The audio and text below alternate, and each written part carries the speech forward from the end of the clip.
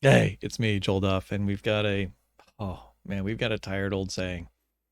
Got to address it once again. Honestly, I'm sick of addressing stuff like this, but let's do it again. Oh, wait a second. Before I continue, I have to do one thing. Got milk? Yeah, I'm gonna need it to get through this one. No, but that's not actually why I'm doing this. What I'm doing that for is to prove that I am not an avatar. All right. If you see me out there, and I'm not making crazy wild hand gestures or eating a piece of fruit or drinking some milk during the actual presentation, then you know you've been duped, right? So now you know you got the authentic me. Not that that's any more special, but it's something. All right, it's something. But all right, enough delays. We really have to tackle this serious issue. Today, Ken Ham posted on Facebook a line that has been recycling for more than 2 decades. He says this ad nauseum. It's like comes up on repeat every couple months, it seems. Darwinian evolution was and still is an inherently racist philosophy. We got to go all the way back to 2007, where we see this phrase. Maybe I'm not sure it's the first time, but certainly is the one of the more prominent times when Ken Ham penned a book along with Charles Ware, Darwin's Plantation: Evolution's Racist Roots. That, and then in countless Answers in Genesis articles, in his traveling seminars, and now once again, and again on social media, where it's going to be shared thousands of times for people who trust him. And every time he says it, it remains just as misleading as the first time he said it. We got to tackle this claim, and not because I think that Darwin was some sort of perfect man. He certainly wasn't. And not because I think the history of evolutionary biology is somehow free of some moral stains. All right, it certainly isn't. I want to take apart this claim because this argument is intellectually dishonest in ways that should trouble, I think, any Christian who cares about truth. And because it obscures a far more uncomfortable history than Ken Ham seems determined never to confront. Never to confront. So let's be really precise about what Ken Ham is asserting here. He isn't making the narrow historical claim that some people misappropriated evolutionary ideas to justify racist policies. I mean, that would be true and really uncontroversial. But no, rather, he is claiming that Darwinian evolution is in itself inherently racist. That's what he's saying in the statement. That word inherently, I mean, it's doing a whole bunch of heavy lifting. It means that racism isn't just some accidental misuse of evolutionary theory, but it's what does it do? It's flowing, right? Necessarily from some core logic of Darwin's, the basic principles of evolutionary theory itself. So therefore, if you accept evolution in Ken Ham's framing, then that's tantamount to accepting a philosophy that is at its very roots highly racist. This is an effective rhetorical strategy, right? But it's not a historical argument. Ken Ham knows that virtually everyone in his audience, conservative Bible-believing Christians, they're going to find racism abhorrent. By connecting evolution to racism at a really conceptual level, he's going to give his audience a moral reason to reject evolutionary science without ever having to engage with the actual evidence for common descent, deep time, natural selection. He doesn't even have to deal with all those things if you can just connect the theory as being inherently racist. It's guilt by association, right? That's the logical principle here. If evolution is racism, then rejecting evolution becomes an act of moral courage, right? Rather than scientific literacy. In other words, a spectacularly effective piece of propaganda. But it falls apart as soon as you actually look at the actual history and you think about what a theory is and what evolutionary theory is. All right, let's start with Darwin himself. The first and really most glaring problem with Ken Ham's claim is that Charles Darwin himself was a passionate, lifelong opponent of slavery and racial oppression. It's not some obscure information. It doesn't take long to find this stuff out. This isn't some kind of hidden history. It's one of the best documented aspects of Darwin's biography. Darwin came from the Wedgwood and Darwin families. Both were deeply committed to the abolitionist cause. His grandfather, Erasmus Darwin, was a devoted abolitionist. His maternal grandmother famously produced the medallion bearing the image of a chained slave with the inscription, "Am I not a man and a brother?" A symbol that became iconic in the British anti-slavery movement. This was the world that Darwin grew up in. Abolition was in his DNA. Darwin didn't know what DNA was at the time. He wrote in The Voyage of the Beagle about seeing an enslaved woman's fingers crushed with screws, about a young mulatto, quote, daily and hourly reviled, beaten, and persecuted enough to break the spirit of the lowest animal, unquote. He nearly lost his position on the Beagle after getting into a furious argument with Captain Fitzroy about slavery. Darwin mocked Fitzroy's naive acceptance of the slaveholder's claim that his slaves were happy, asking sarcastically whether a slave's answer in the presence of his master was worth anything. After the voyage, Darwin wrote in one of his notebooks, condemning the slaver, quote, who has debased his nature and violates every best instinctive feeling by making slave his fellow black. In The Descent of Man, Darwin was unequivocal. Slavery, although in some ways beneficial during ancient times, is a great crime. Did Darwin have biases? Did he have racist inklings at times? I'm sure he did. But that's kind of besides the point. Even if he did, that doesn't make evolutionary theory itself inherently racist. Historians Desmond and Moore argued in their book Darwin's Sacred Cause in 2009 that Darwin's hatred of slavery was not incidental to his scientific work, but actually motivated his theory of common descent. Darwin wanted to demonstrate on scientific grounds that all human beings share a common ancestry. This was a direct challenge to the polygenist view popular among many scientists of the day, which held that different human races were separately created species. The polygenist view, by the way, was frequently grounded in theological arguments, not evolutionary ones. Was Darwin a man of his time who occasionally might have used language, and did use language, that sounds jarring to our modern ears? Well, absolutely. Did he hold views about civilized and savage peoples that we would rightly critique today? Of course. But calling his work inherently racist requires ignoring the central thrust of his life's work, which was to establish the biological unity of humankind through common descent. This is arguably one of the more powerful anti-racist conclusions in the history of biology. Now, Ken Ham and other creationists, they love to cite the full title of Darwin's most famous work, On the Origin of Species by Means of Natural Selection, and it continues, or the Preservation of Favored Races in the Struggle of Life. You see? They say it's right there in the title, favored races. This argument depends entirely on the audience not knowing what Darwin meant by races. In 19th century biological uses, races referred to varieties with any species. Varieties of pigeons, varieties of barnacles, varieties of orchids. Darwin used the term throughout The Origin of Species to refer to a plant or animal varieties, not to human ethnic groups. The book itself barely mentions human beings at all. Anyone who's actually read Origin knows this. The fact that Darwin continues to make the argument suggests either he hasn't read the book or he is counting on his audience not to check. These are actually, well, I don't want to call them minor issues, but perhaps the most fundamental problem with Ken Ham's claim is that it reveals a confusion, or I'll say a deliberate conflation, between mechanism and philosophy. Natural selection is a mechanism. It's a description of the process observed in nature. Organisms vary. Some variants are better suited for their environments than others. Those variants tend to leave more offspring. And over time, the characteristics of the population shift. That's it. That is the core of what Darwin described. And there's nothing in the description that is any more racist than the description of how plate tectonics works or how chemical reactions proceed. Think about it this way. Gravity causes a rock to fall. Sometimes falling rocks kill people. Does that mean the theory of gravity is murderous philosophy? Resistance to antibiotics is driven by natural selection operated on bacterial populations. Does that make evolutionary theory pro-disease? Of course not.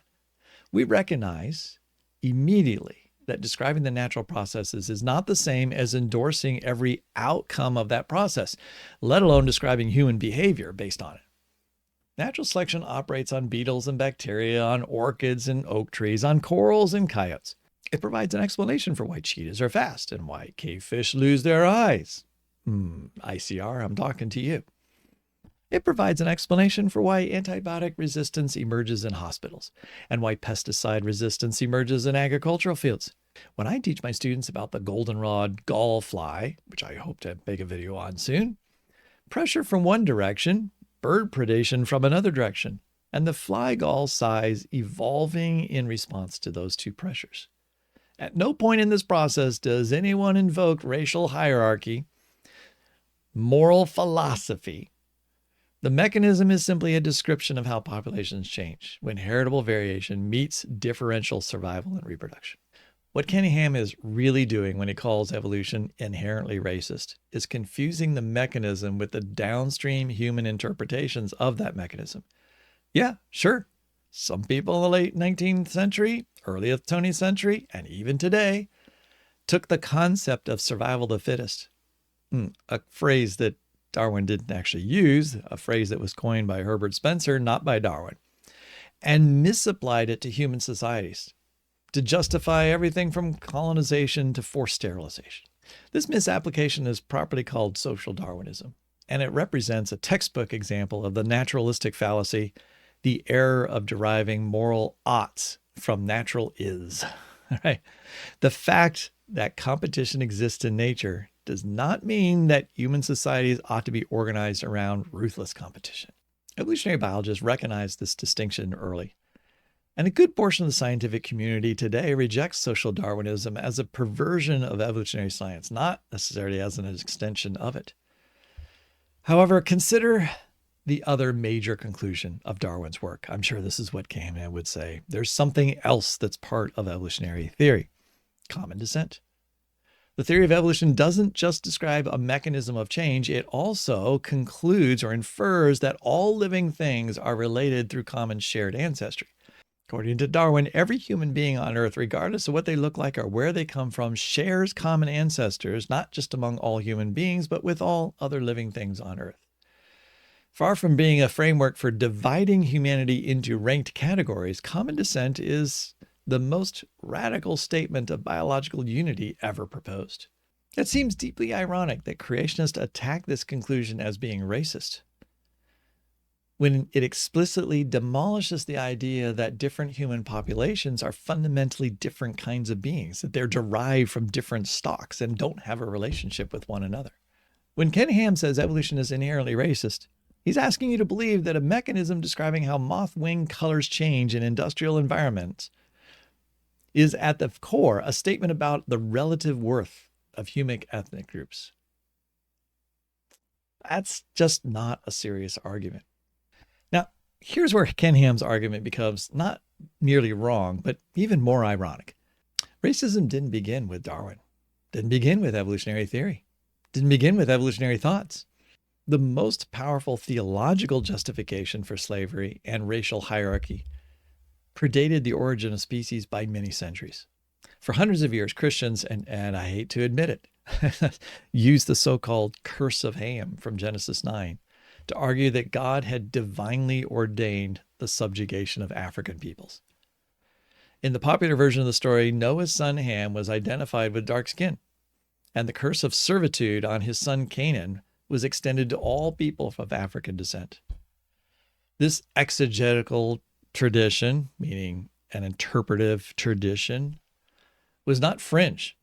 It was an African-American minister, Alexander Cromwell, who wrote in 1962 an almost universal opinion in the Christian world that the sufferings and slavery of the Negro race was the consequence of the curse of Noah, or the curse of Ham. Not the curse of Ken Ham. Ken Ham's his own curse in a way, but the curse of Ham would be the son of Noah. Benjamin Palmer, the preeminent Presbyterian clergyman of the Confederacy, preached that Noah's curse was a prophetic blueprint for racial destiny. Bishop Augustus Marie Martin of Louisiana declared in 1861 that slavery was the manifest will of God.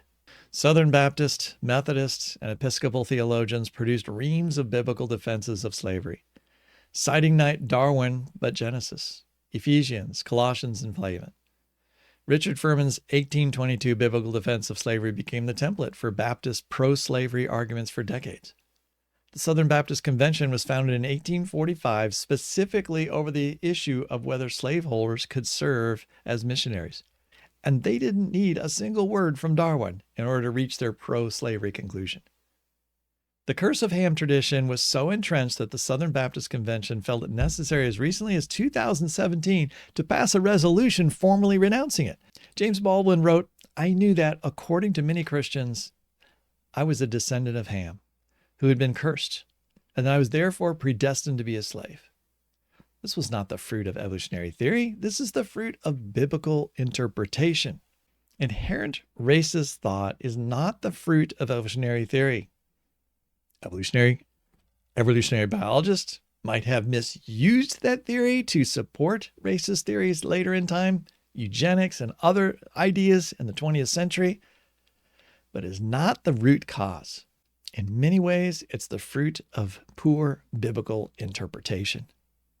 Now, granted, I will give Ken Ham credit for his One Blood book and for uniting the human race and combating former Christian racism based on biblical interpretation. But to then turn around and blame that racism on evolutionary theory, completely devoid of a historical sense for what has really happened. So let me be clear. I am not arguing that the Bible teaches racism. I believe as a Christian that it teaches the opposite. But the historical fact remains that the most potent and the longest lasting religious justifications of racial slavery in the Western world were drawn from Scripture, not from the origin of species. And any honest accounting of the relationship between ideology and racism has to reckon with that history. This particular Facebook post and his tweets certainly don't do that. All right, but we're not done. There's also a straightforward, logical problem with Ken Ham's claim. If Darwin's evolution is inherently racist, then we would expect the institutions most committed to evolutionary biology to be the most racist, right? We would expect university biology departments, scientific journals, and research institutions, which overwhelmingly, which Ken Ham has documented himself, to be hotbeds of racial suprematist ideology. Unfortunately, we have a lot of Christian nationalists that are hotbeds of racial supremacist ideology today, and they're distinctly not evolutionary biologists.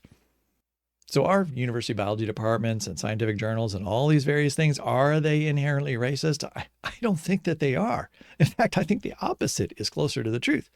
Modern evolutionary biology and genetics have powerfully demonstrated that the concept of discrete biological races in humans is not supported by the data. Let me say that again. Discrete biological races in humans is not supported by the data. Now, I'm sure you can go out and you can find a few individuals that make that particular argument, but that is not the consensus view of the evolutionary biology community. The Human Genome Project subsequent population genetics research has shown that genetic variation within any so-called racial group is greater than the variation between groups. Evolutionary biology has given us the most rigorous scientific framework for understanding human unity since Darwin himself argued for common descent. Meanwhile, let's ask, which institutions in American life were the last to desegregate? I'll give you a second to think about that. Hint, it wasn't biology departments, okay? In many cases, it was the churches. Look at something like Bob Jones University, which drew heavily on young earth creationist theology. It didn't drop its ban on interracial dating until the year 2000. The theological tradition Ken Ham represents has its own history with racism. And it was not Darwin who created that. So what is Ken Ham actually accomplishing when he calls evolution inherently racist? Well, he is accomplishing several things, but none of them are good. First, he provides his audience with a moral shortcut that bypasses the need to engage with scientific evidence. If evolutionist is racist philosophy, you don't need to wrestle with the evidence from genetics and paleontology and biogeography and comparative anatomy. You can just dismiss them all as morally tainted. Second, he deflects attention from the church's own uncomfortable history with racism. By making Darwin the villain, Ken Ham positions Christianity, and specifically young earth creationism, as the anti-racist hero. This is historically observed, but it is emotionally satisfying for an audience that wants to believe that their tradition has always been on the right side. All right, third, and maybe most fundamentally, he commits the category error I described above, treating the descriptions of natural mechanisms as though they were a moral philosophy. As I discussed in length, natural selection is no more racist than gravity is murderous. The mechanism simply describes how populations change. Common descent unifies all life. Calling this inherently racist is not a critique of evolution. It's just a misunderstanding of what evolutionary theory is. So what would I rather see, right, Ken Ham say? As a Christian and a biologist, I find Ken Ham's argument, really frustrating. That's why I'm here. That's why I'm talking about it. And not just because it's wrong, but because it wastes a real opportunity. There are real and important conversations to be had about how scientific ideas have been misused to justify terrible things. The history of eugenics is a genuine moral horror, and Christians should be part of telling the story honestly. There are real conversations to be had about how the church has sometimes baptized cultural prejudices and called them theology. And the curse of Ham tradition is Exhibit A. Look, you just cannot have those honest conversations while peddling a caricature of history designed to, score points for your ministry. You can't call for intellectual honesty while recycling a debunked talking point for the 25th year running. And you can't claim to be a truth teller while systematically hiding the beam in your own tradition's eye. Ken Ham, he's a gifted communicator. He knows how to frame a narrative. He knows how to appeal to his audience's deepest values and fears. He knows how to make complex history sound simple. But simple is not always the same thing as true. And in this case, he's selling something that isn't just historically inaccurate. It's a distraction from the very reckoning with racism that the church needs to undertake. Darwin, he wasn't a saint, but he wasn't what Ken Ham says he was either. Oh, and P.S., Ken Ham also makes mistakes. The history of racism in the Western world it's just far too important, and it's far too entangled with the history of the church just to be reduced to a social media talking point. 25 years of repeating this mantra that is a false characterization of both Darwin and of the church doesn't help Christianity and its case at all. Ken Ham does nothing but undermine truth in his simplistic framing of issues that belie a lack of research and attention to detail. Right? That's why I'm so frustrated. That's why I've spent this much time talking about this very simple Facebook phrase that Ken Ham throws around.